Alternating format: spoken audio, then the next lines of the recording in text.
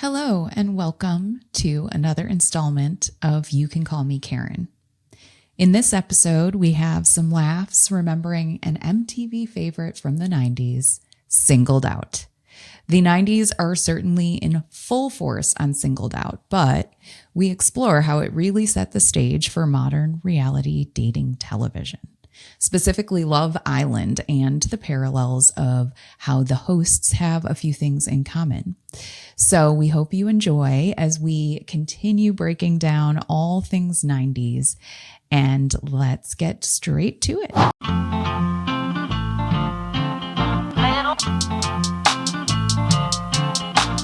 box and the green box, little box and the blue one, box and the yellow one and the little and the box and the green. Welcome back to You Can Call Me Karen. This is Manny, and I'm here with my extremely annoyed co-host because we've been dealing with technical difficulties for the last 30 minutes. Which one of the girls wants to go first and introduce themselves? Hi, Karen. Hi. You reminded me of I'm going to say Casey Kasem, but I don't know if that's right. Like that era of welcome. Oh, like, I thought you were going to say Dak Shepard because that's kind of how he starts his Oh, well, then he's channeling 1990s talk show radio type vibes. I'll take it. I'll take Casey Kasem because he was on Saved by the Bell, and that's how Oh my gosh, he was got introduced to him, and I love that. Okay, Stephanie. Hello, Monica. We can hear you. Us? I can hear you. Yes. Can you hear me? Oh, loud and clear, sis. That was nice. I want to say something that Karen's going to roll her eyes at, but Mercury is in retrograde right now, and it interferes with technology. And does it? If there's ever a moment to have that referenced, it would be right now, starting 45 minutes after our start time. So there you go. Thank you. What does Mercury retrograde mean? Mercury is moving backwards. That's all. You just said retrograde. I wasn't going to get into it, but Mercury is moving backwards. It's not circulating in its normal orbit. It's going backwards. I didn't know planets did that. Like I've heard the word retrograde, but I didn't know that that's what that meant. Yeah. I'm going to need to Google that. I don't think that's scientifically plausible. Should we stop the podcast and do that now? Yeah, let's do it. I don't think anything could Maybe go wrong. I am wrong. Maybe I'm wrong and I'll eat crow. I've already eaten crow today with the technology piece. So I'm just going to say that Mercury is in retrograde, and that's what I think it means. And if I'm wrong, I'm okay about that. But the technology piece still stands. And now I also need to add to my Googling list the origin of eating crow, because that is such a weird statement. It is a weird statement. But I won't bore our listeners with that. Too late.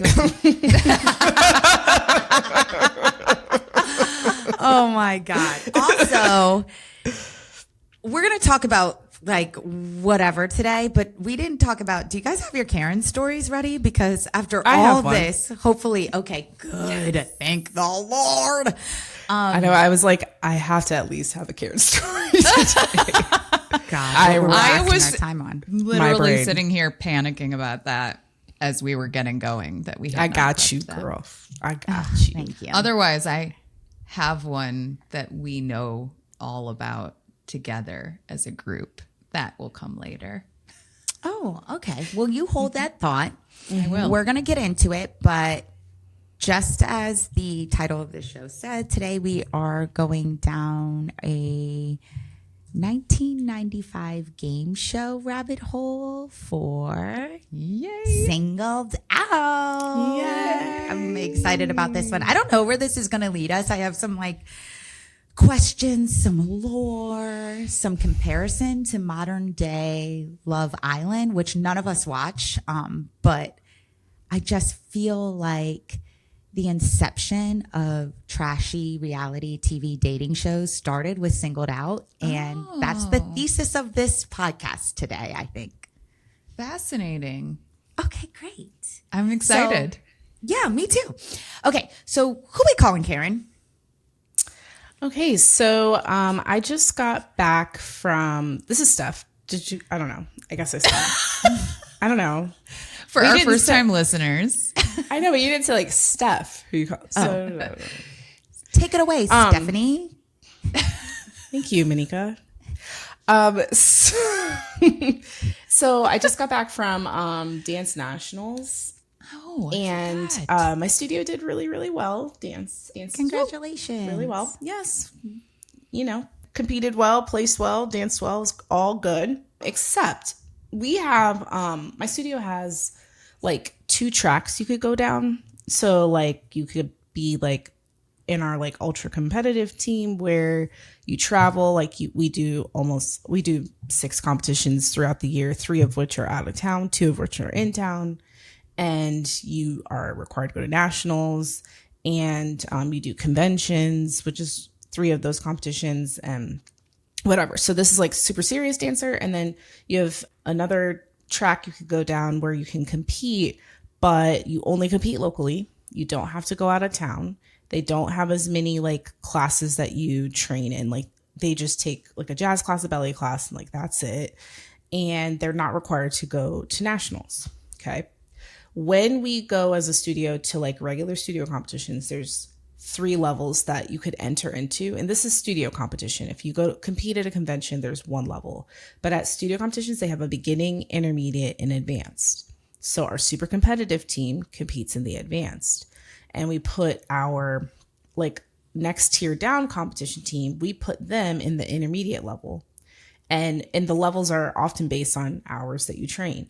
So our intermediate team really is intermediate. Like they just don't train as much and they have their own competition. They're not competing against ourselves, if that makes sense. Well, this studio was intentionally putting their like best dancers in the intermediate level, even though like maybe they weren't probably good enough to beat our advanced team. They still were too good. They to like be met that criteria or whatever. Yeah. And so, like I said, our intermediate team was not required to go to nationals, but a chunk of them chose to go. And not everybody got to make it into the final show because that other studio like put their kind of good stuff in the intermediate level. And it was like blatant. Like they had the same group of kids in both advanced and intermediate. And they're basically like picking like this dance isn't that good. So we'll put them down, that dance down here. And this good dance is pretty good. So we'll put it up here with the same kids. And the competition was letting that happen. And it was just kind of sad because our intermediate team didn't get to make it to the finals for their big group. Like there were 2 girls that like traveled all the way down there and didn't get to be in the show. And we were just like sad for them because, you know, it's they kind were of really cheating. It is kind of cheating. And on the last day, they have like all the studio owners and teachers come up on stage and they honor each studio and they give you a plaque. And then they announce like the top beginning level studio, the top intermediate level studio, and the top advanced level studio. And the way they do that is they take the highest 5 scores in each level and then add them up. And if those 5 scores are the highest, then you're the top advanced studio, so on and so forth. And that studio won the top intermediate level studio. And the owner was like pumped, like holding the trophy and like cheering. And she was taking a selfie with the trophy and her staff. And I was like, this is what you aspire to do, is to like put your best dancers not where they belong. And you feel validated in winning that whole like level, beating out true intermediate level dancers. Like, I don't know. It just made me sad. And and it happens a lot. Like it happens all the time. But this time I just was like sitting there like, I didn't like that. It just felt icky. It's weird that the competition lets teams self-select the level that they compete at. It feels like there should be some criteria that automatically places you in a certain level so that teams or studios can't do stuff like that. Well, I think that also speaks to the competition because some competitions have a program where like you enter each individual dancer at a level. And so you could have an advanced dancer or you could have an intermediate level dancer dancing up at the advanced level. But once a certain percentage of your group is advanced, then your whole group is advanced. But they don't have that program. They must not. Or they would have caught that and it would have bumped several of the groups up to advanced. But most competitions, if more than 50% of your group is entered at advanced, then the group would move up to advanced. And like some of those kids who were in all these like intermediate groups were competing solos in advanced. In most competitions, that wouldn't work. You can't be both. Yeah. But they were. So who's? I'm gonna try to move us. I'm gonna try to move us along because that was a lot of context to get. That was like a 5-minute little Karen story right there, Steph. So who's the Karen? The owner of the studio who is like proud of herself for cheating, but she cheated. But she cheated. I just couldn't believe how pumped she was when she got that trophy. I was like, well, of course you did.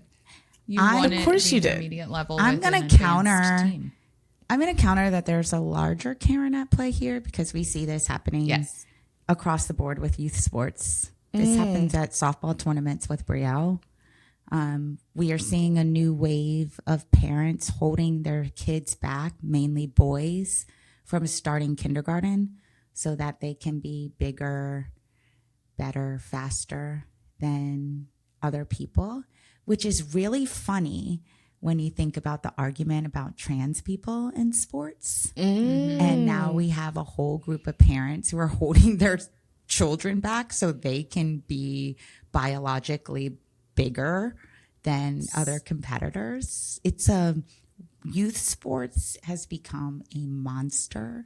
Yes. And I think it has brought out the worst in people, and ethics and morals are just going out the door. And it's always awards. The parents. It's not the kids. Adults. It's always the adults. Yeah. Yeah. You guys, this was an interesting kind of tee up for next episode on Tanya Harding because of the figure skating world and like all of the way that the US figure skating organizations run these individuals' lives and like dictate who they are. And it's a really good little tee up for next one. So good. Let's put a pin in it there. Yeah. Yeah. Yes. I like that. That's good. Then we have more to marinate on next week when or whenever we record for that episode. Okay. So thank you, Steph, for coming with that little nugget. I'm sure we'll be talking about that more. And let's get into the singled out of it all. You just heard our Karen stories, but we can't be the only ones. If you've had a Karen or Chad encounter or confessional, you've been a Karen yourself, we'd love to hear from you. Wherever you listen, click on the link in our show notes and text us your Karen stories. Okay. Karen, you have a clip from TikTok that I sent you? I do. Okay. All right. Ready? Yeah. Where's Jenny McCarthy? Is everybody signed in up there? Well, we've gone through their luggage, asked all their buddies, and even looked under their beach blankets to find out all the important stuff, and we wrote it down on these little stickers on their boob right here. Hey, where would you like to start? Okay, Chris, let's start with height. Okay, we're starting with... Are you sure? Okay. She'll get to it next, so it doesn't appear that, All right, skateboard, boogie board, or surfboard? Why is that exciting? Who do you want to get rid of? I like them tall but not towering. Get rid of surfboards. Surfboards! Ooh, surfboards, get out of here, man. Move it. Quickly, you are out of here. See you at the truckathon. Sorry, boys. Many babes out there for you. Keep moving, keep moving. Elementary Sinatra. They're dancing. The contestants Like, are on. Number one, say hello to Sabrina. Hi, Sabrina. My name's Tom, and if you pick me, I'll give you the bop. Oh, yeah, number two. Hey, Sabrina. This is Brian, and I'm ready, willing, and able to satisfy. Number three. Hey, Sabrina, my name's Rob. You should pick me because I'm not a meathead. That's what you think. Number four. Hi, Sabrina. This is Chris, and I need you like a dead man needs a coffin. And number five. Hello, Sabrina. My name's Ben. I'll be your greatest fantasy. You never knew spring break could be like this. All right, so you're going to call one of these guys at random and keep them double based on their answers. So, who's first? Number one. Oh my gosh, I lost my bathing suit top in the pool. Please be a gentleman and go get it for me. There are a lot of different ones in there, so get the right one and you'll make it to round 3. Nope, just go get it.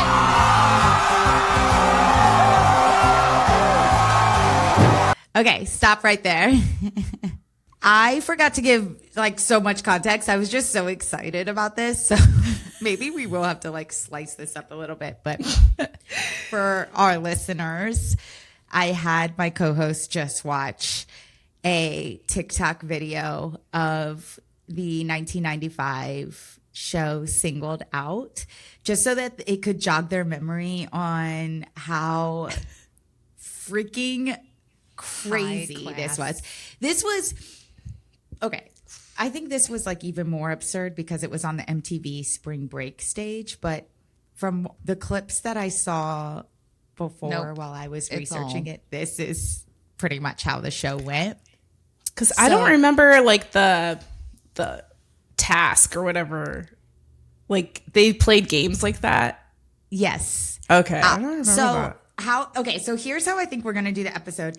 I really want to like try to make some comparisons here between Singled Out and Love Island, because my algorithm is like all obsessed with Love Island. And I think it's because of my Bravo connection to Love Island with the host of Love Island. So I know we were going to talk about blondes of the 90s and Jenny McCarthy, but she's kind of like a little controversial, and I didn't want to go down her controversy. I wanted to keep it a little bit lighter. So how I want to talk about today is like looking at it from like the various perspectives of like the hosts and the format of Singled Out, and then asking guys some questions. So first task for you guys is I'm going to be the picker. Okay. So Singled Out had a picker, and then it had like the 50 singles or whatever. And if you weren't eliminated, or after like one round of elimination, you would introduce yourself to the picker. So I'm the picker. I want you guys to introduce yourself to me as if you were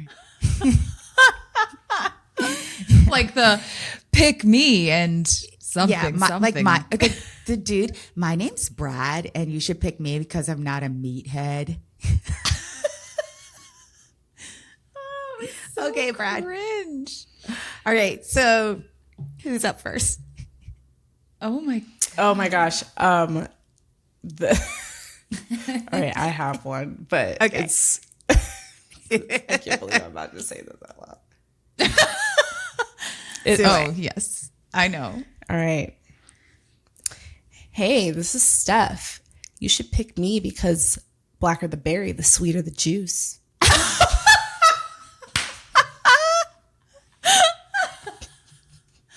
I feel like you have been prepared with that since you watched this when you were 9 years old. No, it was something else. It was on TV in the 90s that they used to say that all the time.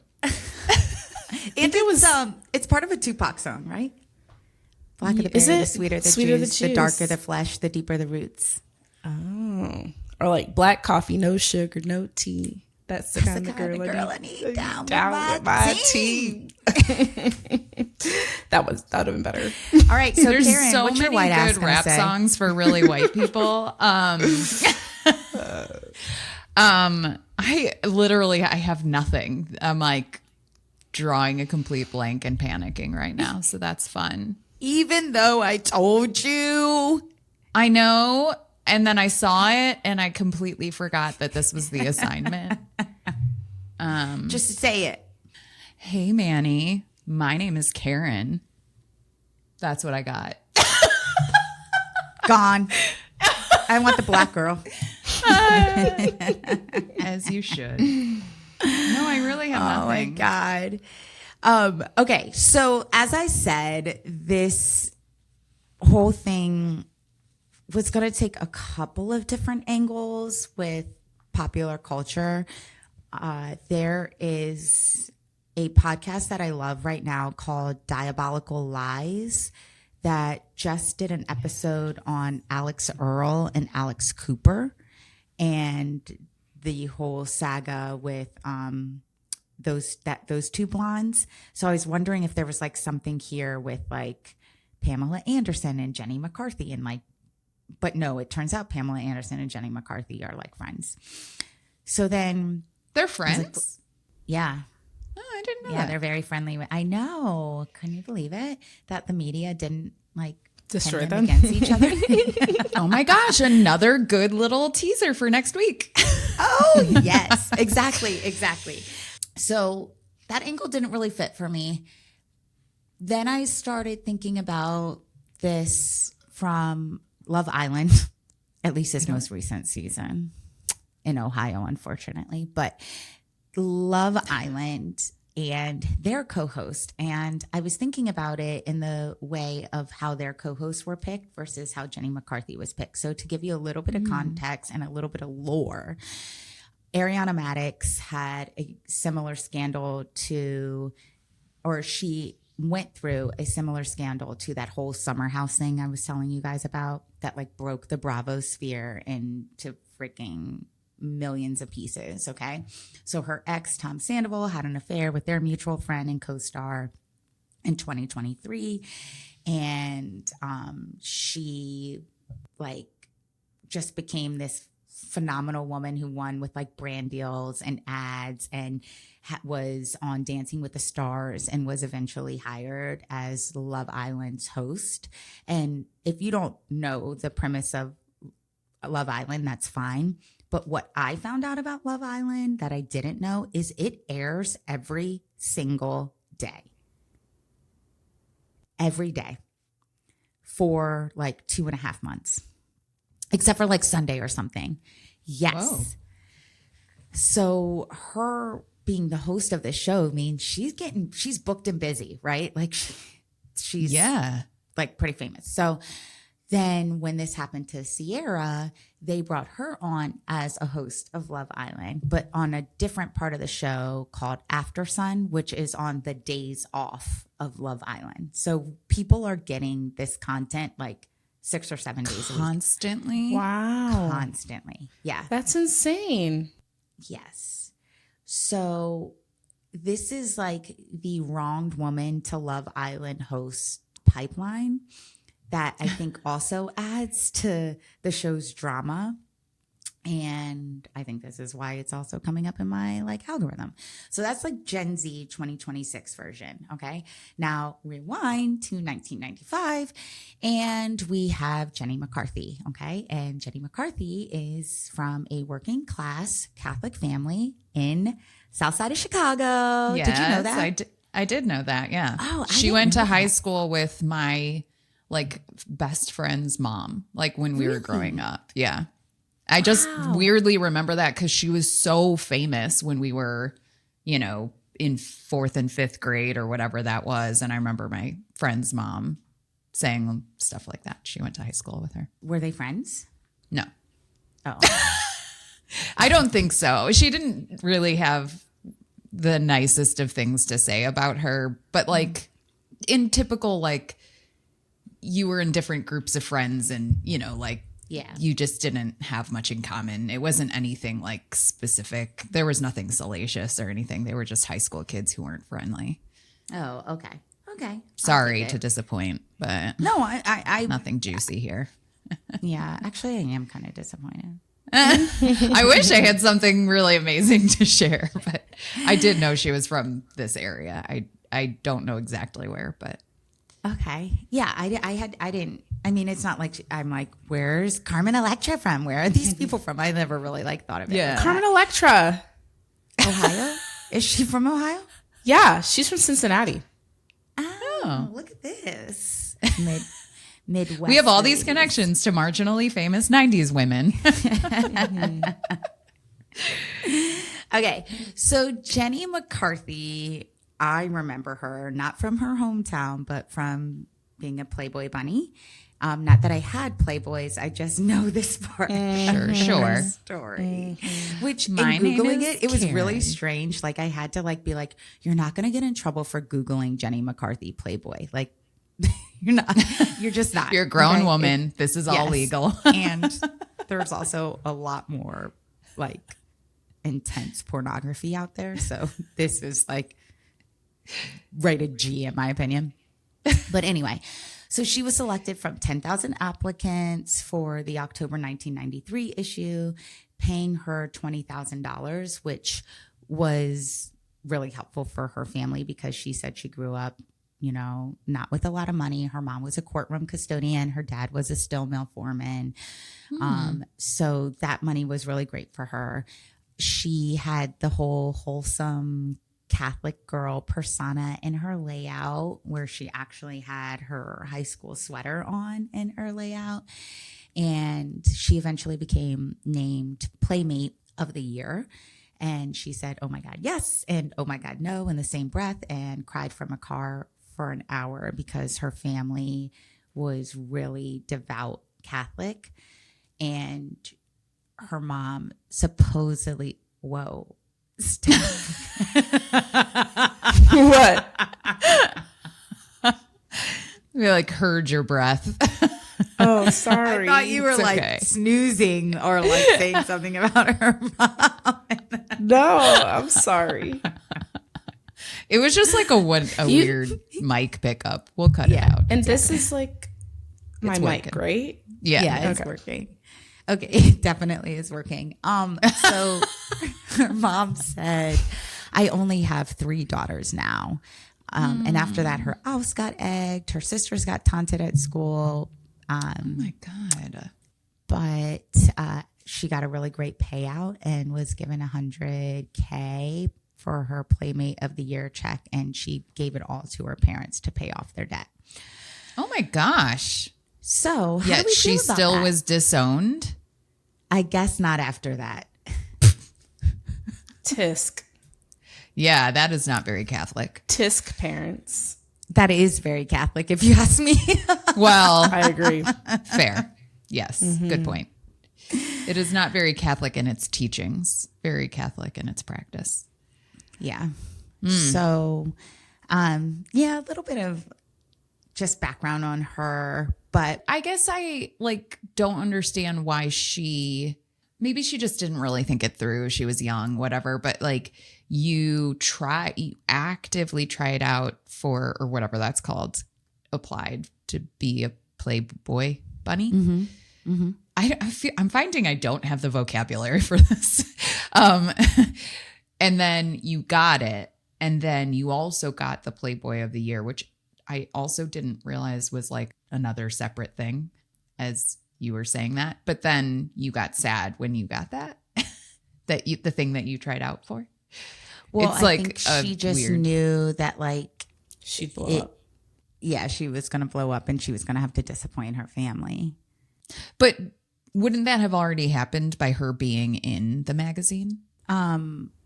Yeah, but I think to your point of the different tiers, I think a Playmate is one thing, but Playmate of the Year probably means you have a lot of different, I'm going to guess you have different Visibility. promotional press, and And visibility. the with that. cover and then Yeah. the center spread and all that stuff. Yeah.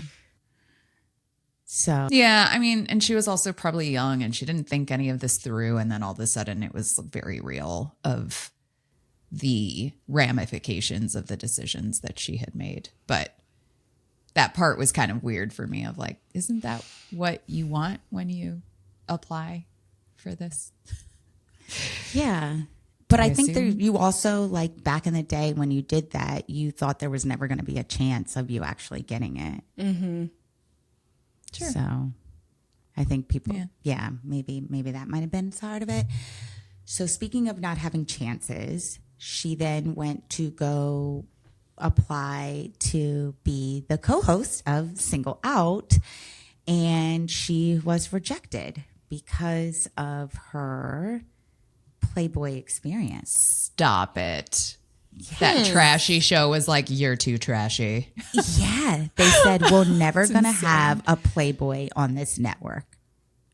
That's insane. Yes. And she wasn't just rejected once. Do you guys think you could guess how many times she was rejected? It's crazy. How many? 4. Steph, you want to take a stab at I was gonna guess 5. 17 times she was rejected by For the MTV. same show or the for same over show. the And she eventually heard about like a group casting and like snuck in. And then through the group casting, like they wouldn't even like accept her application, I guess. And then through the group casting, she like made it to the final 4. And they were like, wait, you're that Playboy who keeps trying to, Playboy bunny, who keeps trying to, And then they saw like her raw personality and hired her on. I am struggling so hard with this information. Like, why, if you were rejected 14 times, at that point, it would be like, fuck these people. Like, I'm I don't need Playmate of them. the year. What was it? And was it already a show at that point? Like, yeah, did she that's what know I was going to it ask. I was? can't remember. Is she the think it original was. host? Right. Well, that guy, Chris Hardwick, Yeah. did a couple of other shows, right? Yes, I remember that he did. So I don't think it was already a show. They must have been like they're looking for the perfect like host, co-host. So, like, what? So is she it is. So that- she's the original. Is that right? I believe so. Like it was Chris and her. Yes. Okay. Yeah, that's then crazy to Carmen me came that on. she would keep pursuing, Yeah. the same thing that didn't even exist yet. I don't Yeah. understand. I know there's probably some gaps in my research. I like looked at a couple of different articles, but like everything was saying the same, using the same language. And there's an interview out there of her, a couple of interviews out there of her, recent interviews of her saying the same thing. So she doesn't explain why. I think she has a book and she might explain it in there, but I'm not reading that because I think it's like kind of anti-vax. Yeah, she's got, So. yeah.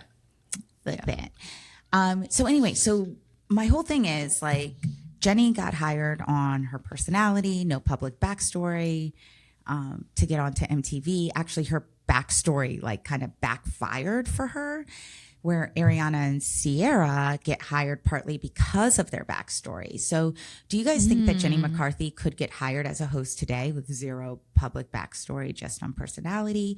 Or does the internet demand like a lore drop before it'll accept a host for one of these reality TV shows? Like think about Love is Blind, bringing it back with like Nick the Lachey's, right? Do you think it could be a random person hosting that show, or does it need like a name? I think nowadays it needs a name. Like even, when I was watching The Bachelor and The Bachelorette, like the next Bachelor is always off the previous season. Or like, you always have to build some sort of following in order to be the lead nowadays. Whereas like, I feel like when it first started, these were like Joe Schmoes off the street. Yeah.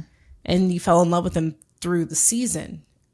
But then, after a while, you had to like already like them for them to be chosen. Yeah. What do you think? Yeah, Karen? I'm trying to think of any examples of like, because these would be the hosts. So who hosts The Bachelor? It was, what's his name? Chris, Harrison? yeah. But then he had But some he- kind of who's scandal, he? and now it's I think a football player, a former football player, Jesse Palmer. Is that correct? Oh, but he was a bachelor. Yeah. And then for the Bachelorette, it was 2 former bachelorettes for a while. Yeah, it just feels like everything these days is driven by social media content. And so if you don't have recognizable face for good or bad, like when you said, do you think Jenny McCarthy could host today? I thought immediately like today, yeah, because she's got a lot of clickbait ability, like they would gladly, even if she's a sort of unsavory character to a lot of people, it's like, it's all salacious and you want to like see what this person says or does. And if it's just Karen Stansfield from Chicago, Illinois, people are like, I don't know this bitch. She looks like all the other white ladies I've ever come across. We're good. Yeah. That's not no one's true, signing up for that. Well, I would watch you. Our 6 loyal listeners would chime in, tune in, and whatever. be like, I can't believe they fucking made it. These untalented douche canoes. No, I agree. I think I also take it from perspective of the audience wants to have so much access to contestants and host. Like I think about Andy Cohen and hosting the reunion for the latest Summer House scandal and how people on threads were like, can you ask this question, that question, that question? I think people want to know they feel really connected in the way through the internet that like back in the day we just didn't have. So it was easier to. It's like everyone feels like they know these famous Right. people and they have some way to access them. Right. Which is creepy. Kinda, yeah. Really creepy. Okay, so here's the format of Singled Out in a little bit more detail for our listeners who don't remember, and maybe for you guys who don't really remember. So there's 100 contestants per episode, 50 men and 50 women, and the picker is walked out blindfolded, seated, facing a mirror with the show's logo on it so that they can't see the dating pool of the 50 people behind them the whole time, okay? Round 1, there's 6 categories: hair color, leisure activities, lovemaking preferences, blah, blah, blah, blah. And the picker will eliminate by those categories, and everyone who is cut walks past the picker and does like a little, and like sometimes they kiss them and sometimes That part threw me off in that clip. Yeah. Like, ooh, just a bunch of strangers leaning in for a kissing kiss. Yeah, I don't like that. Yeah, that I know. That's like a lot of like, ugh, especially if like they give you the ick right away. So in season 3, though, if they didn't give you the ick and you were like, oh shoot, that person was really hot, like I want them back, they started handing out a golden ticket. And that was when the picker could save an eliminated player as they walked past and advance them as like the golden lifesaver or whatever. And then we get to round 2, which is the dumped round, which is where I had you like cut off the video, Karen, of when they started playing those game stuff that you were saying. Like, I didn't realize they did all that stuff. And probably on spring break, it was like a little bit more like absurd. Over the top, yeah. Yeah, because all of spring break was like absurd like that. But yeah, if the picker's not satisfied, the contestant would get dumped and they would put like a toilet seat on them. Oh, I remember that. Yeah. Or a sash that said like dumped. Okay. So my next questions are around this format. All right. If you had to walk into a room and get judged down to a category, like if you were one of the 50 contestants, what category is eliminating you first? Hair color, job, hometown? Which one do you think is eliminating you first? I felt like you directed that hometown thing at me, honestly. Like, that was really... Who is that directed like, at? What? Hometown. Like, what did the home of your alma mater do to you? Wait, what was it? Hair color, job, hometown. Yeah. Those are the three choices: hair color, hometown, Or leisure activities. I guess like leisure activities. Like, what is that? Yeah. What leisure activities are we doing Yeah, as college students? Drinking? Oh, right. Flip My cup. younger self. My younger self was all right. She was kind of fun. Yeah, she was I fun. don't know what. She's a babe. So they're eliminating people based on their hair color, like Yeah. they Which seems would kind say, of racist. yeah. Like, well, and then would I be considered red? Because I think I would be out. Yeah, because in college you were red. Kinda. I mean, it's in there. I don't know. Some people are into that. Sure. What? Wasn't I wouldn't love like red. I wasn't love like like I feel like it'd be like body type. Like I'm like a curvy Like girl. booty or boobs. They might have slipped that into like a spring break episode. Yeah. Tits and ass. Okay, so then let's flip it. You're a finalist. I mean, you're the picker, and you have two finalists. They have the same hair color, the same hometown, the same job. All you've got left is to choose between hobbies or lovemaking preferences. Which one are you going to choose? Hobbies. My mom listens to this show. She really does. So I'm going hobbies. That is my final answer. Fair. Dav, you're going hobbies too? Unfortunately. No, You're not.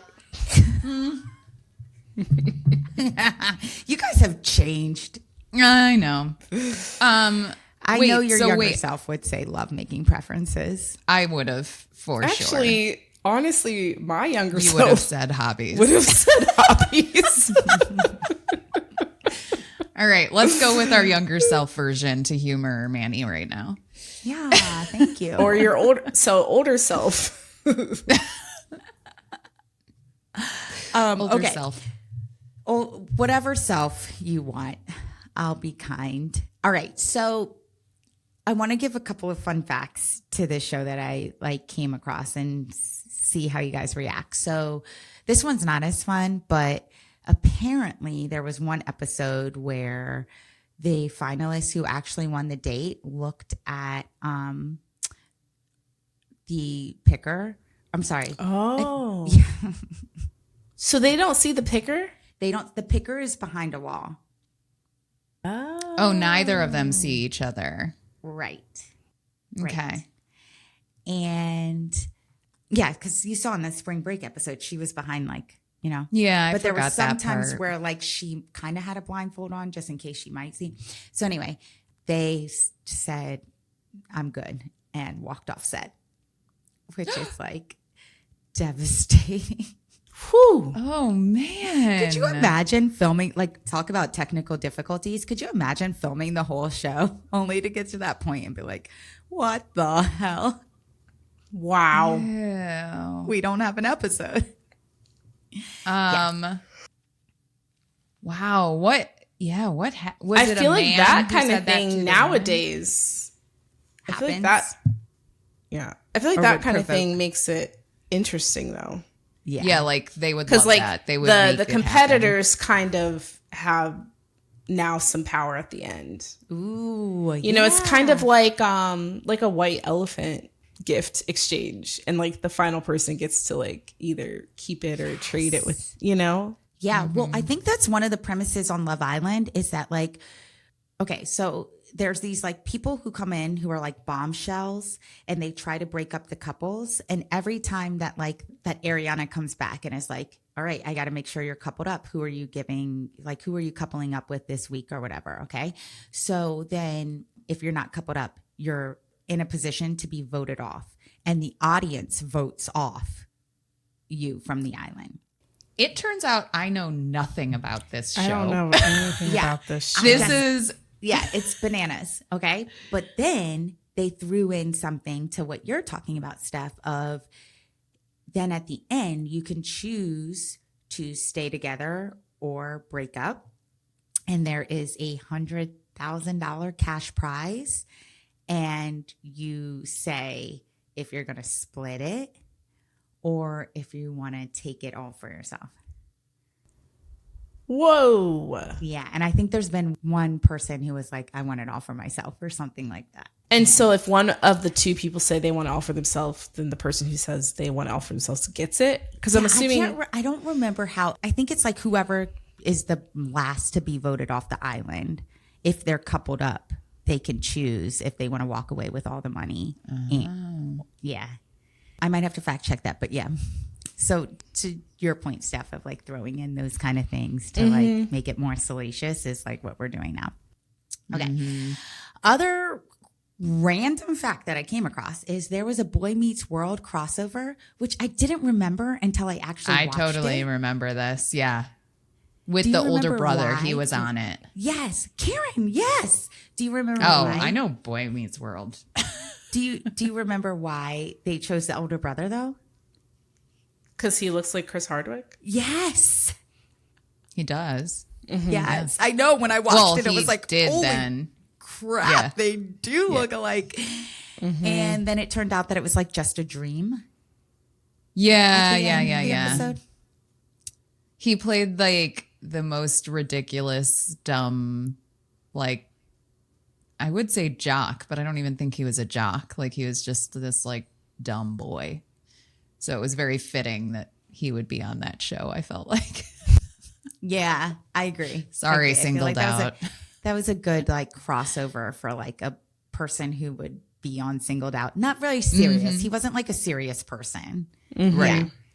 Yeah, Okay, he was so very speaking of- much a caricature. Correct. So speaking of not serious, I didn't realize that in Romy and Michelle's high school reunion, Romy unsuccessfully tries out for the show because the cutoff age is 25 and is told to try VH1. I don't remember that at all. I don't either. I know. I And love that movie. I know. I didn't have enough time to like pull it up, but I did see it on like 2 different sources. I was like, what? Did I hear that there's a second one of those movies being made? I heard that too. I feel like that sounds familiar to me as well. Yay! I can't wait. It's such a good movie. I know. I wonder what it's going to be now since the kids don't like dance. Like how? Or you, they do use Post-its a lot. Huh? Isn't there like something about Post-its? Like they invented Post-its? They say like their dad invented Post-its or something. Or they did. I Or they can't did. remember. Yeah. Ooh, that's a cool little. Okay, But I'm saying the where kids, that's going. the kids know love what them some Post-its are. Post-its. Oh yeah, I like that. I hope that's the angle it goes in.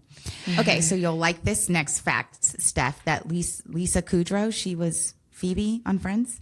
Yes. She did a parody with Mary Catherine Gallagher, Molly Shannon, on Saturday Night Live, and they were doing a parody gosh. of Singled Out. I know. Who was she? Was she Jenny McCarthy? I didn't look. I was just like, okay, I'm just going to put this. Yeah, fact I in need to there look for, that up now. I'm going to put this in there for Stephanie because I love Lisa Kudrow. and Lisa Kudrow is friend. amazing. For She's sure. amazing. Oh, she's a blonde of the '90s that we kind of. She is a blonde of the 90s. Oh my yes. gosh. Okay, speaking of another blonde, Sabrina the Teenage Witch had an episode where Mark Anthony came back after breaking up with Cleopatra. She like summoned Cleopatra.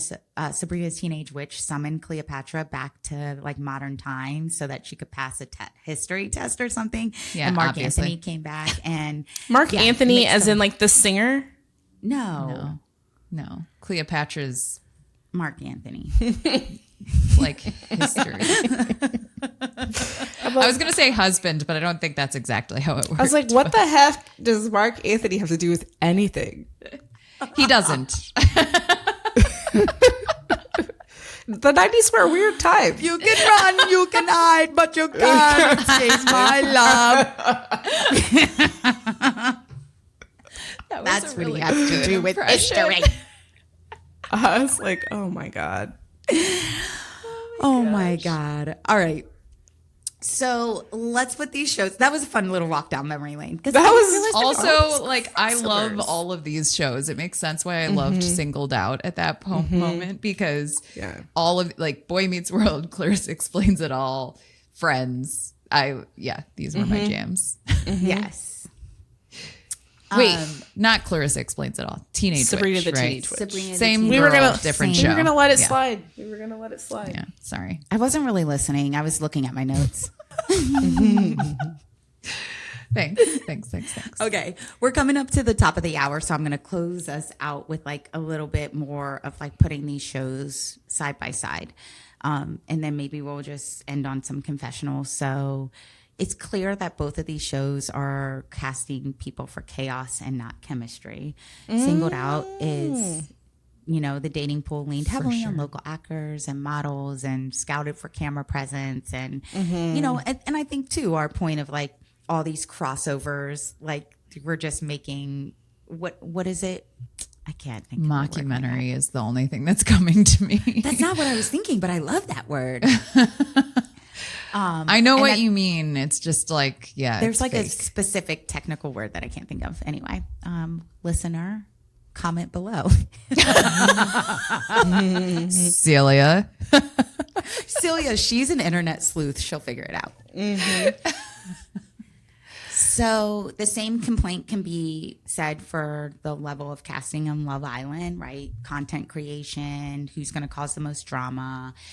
And also there's the humiliation prop, right? Of like the toilet seat, the pageant sash that says dumped. And on Love Island, you get a similar public rejection with people on social media voting you off. And you have to like stay on the island until the show wraps, which is crazy. They're in Fiji. I saw a comment on Threads that was like, the cast of Love Island doesn't even know that Taylor Swift and Travis Kelce got married in Madison Square Garden. Like they're so out of the loop. But yeah, so everyone on these shows knows that at some level they are being cast to perform and not fall in love, And so like, what does more, like what show do you think does more lasting damage in that regard?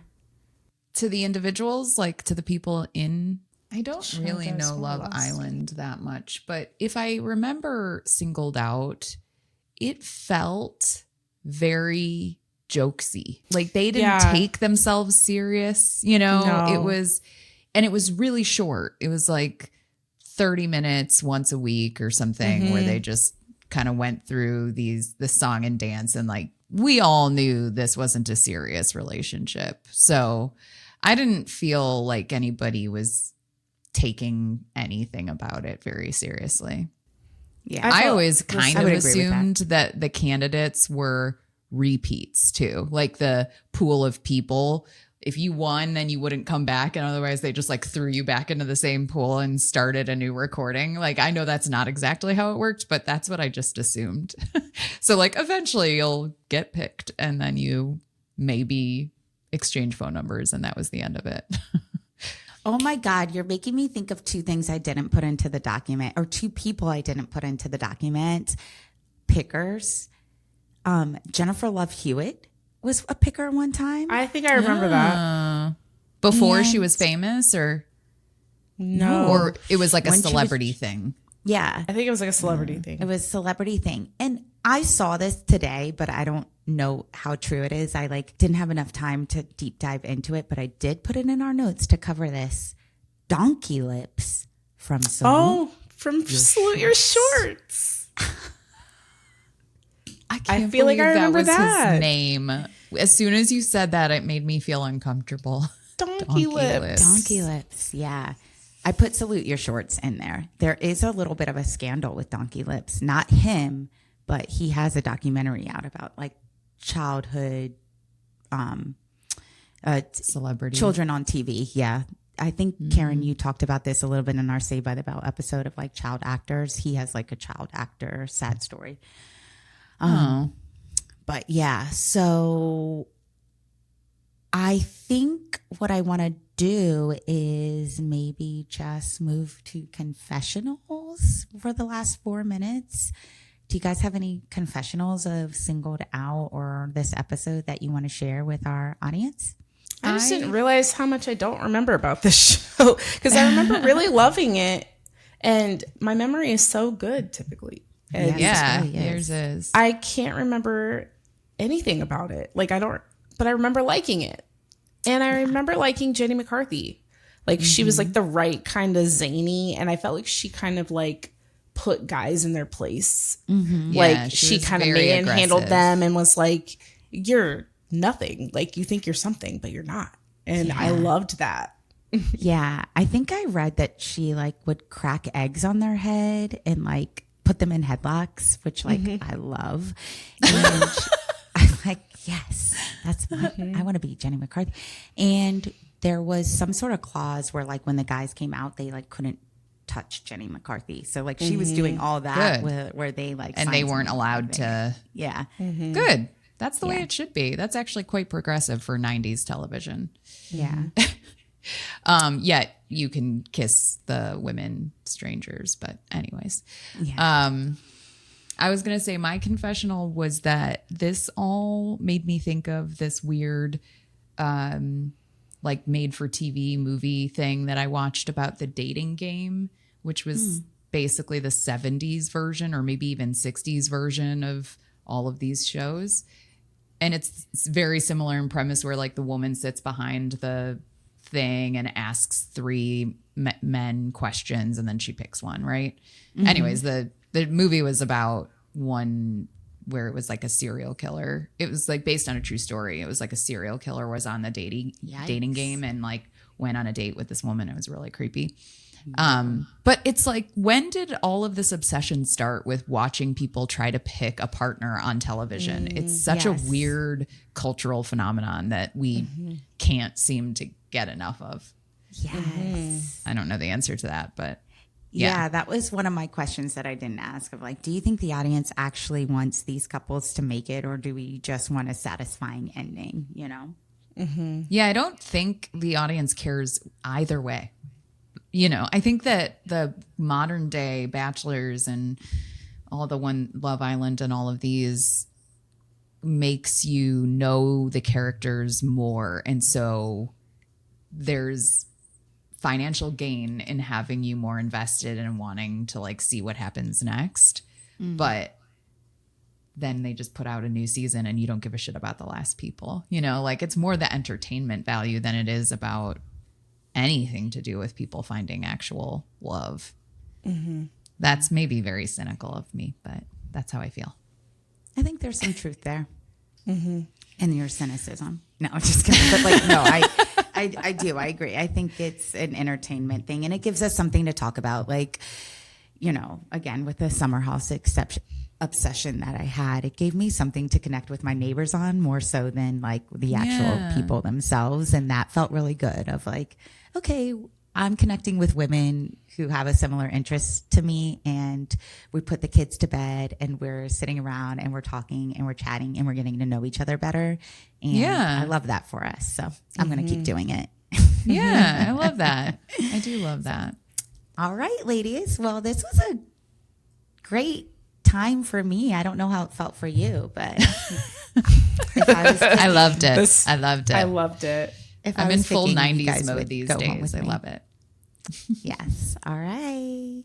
Goodbye. Goodbye. Bye. Hey, bitches.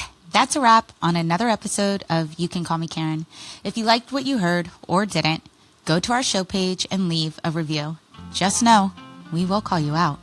And if, unlike my two co-hosts, you find yourself scrolling endlessly on TikTok, follow us at You Can Call Me Karen. And if you're still living in the 20th century like a boomer, don't worry. You can find us on Instagram and YouTube at You Can Call Me Karen _pod. We love you for listening. And they're all made out of ticky-tacky, and they all look just the same.